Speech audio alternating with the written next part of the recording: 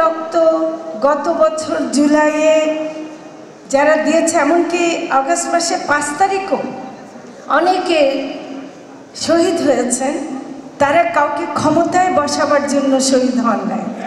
আমরা কেউ ক্ষমতায় বসি নাই। আমরা কেবল একটু দায়িত্ব নিয়েছি সাময়িকভাবে আমাদের কিছু দায়িত্ব পালনের জন্য। তার মধ্যে একটি দায়িত্ব অবশ্যই বিচার করা জন্য। আমরা যেমন 71-এর মুক্তিযুদ্ধে যুদ্ধক্ষেত্রে আমরা প্রাণ দিয়েছি, আমরা সবখানে সারা পৃথিবীতে প্যালেস্টাইন এবং নানা দেশে আমরা দেখি যে স্বাধীনতা সংগ্রামে যেভাবে প্রাণ দেয়। আপনারা এই ঢাকার শহরে, জেলা শহরে সব জায়গায় প্রাণ দিয়েছেন।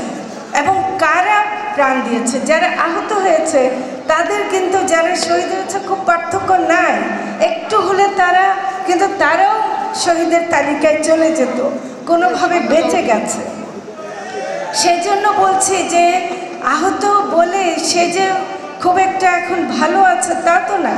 আমি আসার পরে কয়েকজন যারা আমার কাছে এগিয়ে এসছেন আহতরা, কারো পেট কাটা, সেলাই দেখাচ্ছে, কারো পায়ে এখনো নাকি গুলি আছে, কেউ এখনো বলছে মাথায় গুলি আছে, চোখের ভিতর গুলি আছে।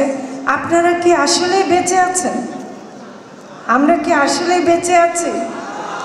সেই জন্য বলছি যে আপনারা আজকে যে মায়েরা যে দৃঢ় কণ্ঠে বললেন, আমি মনে করি এই যে রক্ত গত বছর জুলাইয়ে যারা দিয়েছে, এমনকি আগস্ট মাসে 5 তারিখও অনেকে শহীদ হয়েছেন, তারা কাউকে ক্ষমতায় বসাবার জন্য শহীদ হন নাই। আমরা কেউ ক্ষমতায় বসি নাই। আমরা কেবল একটু দায়িত্ব নিয়েছি সাময়িকভাবে আমাদের কিছু দায়িত্ব পালনের জন্য।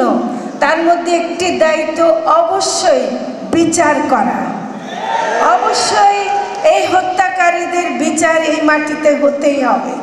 এটা আমি আপনাদের সাথে আমরা এটা কণ্ঠ মেলাচ্ছি। আমি আমাদের উপদেষ্টা মণ্ডলীর আরও 2জন এখানে আছেন, জনাব তৌহিদ হোসেন আছেন, শারমিন মুর্শিদ আছেন।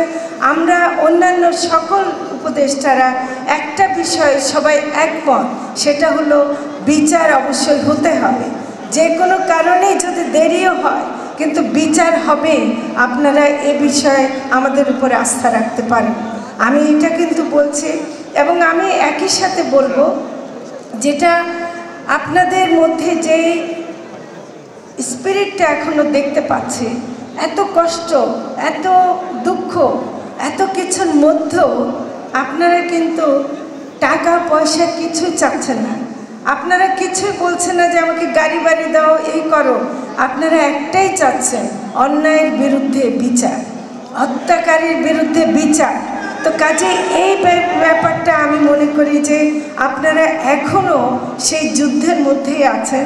অনুরোধ করব যে দেশ এখনও সেভাবে পূর্ণভাবে আমরা সব কিছু গোছাতে পারিনি। সব কিছু গোছানো সম্ভব না, 1 বছরের মধ্যে সব সম্ভব হয়নি। আমরা কেউ এখনও রাজপথ ছাড়ব না। আপনারা নিশ্চয়ই থাকবেন, আমরা আপনাদের সাথে থাকব।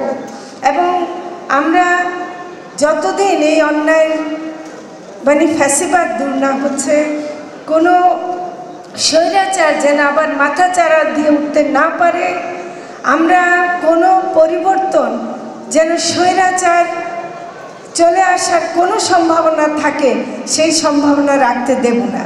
এটা আমরা প্রতিজ্ঞা করছি। আমি আপনাদের মধ্যে সেই আলো দেখতে পাচ্ছি। আপনাদের এই যে ছোট ছোট বাচ্চারা 14 বছর, 17 বছর, 18 বছরে